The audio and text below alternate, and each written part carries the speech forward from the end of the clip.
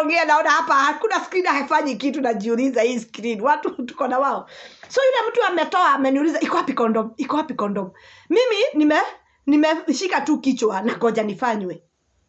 Na unajua mimi now I don't care about condom. Me I care about mokio. We jika.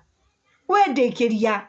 Amekuwa violent. Unataka kuniua. Najua uko na ukimwi. Sijui nini. Sijui nini. Iko wapi hiyo condom? Hebu toka kwa kitanda tukatoka. Akatoanisha mabed sheet hakuna condom. Chini ya kitanda hakuna condom. Condom yathieko. Niko jina kulathi. Condom yathieko. Yaani huyo mtu amenishikanisha.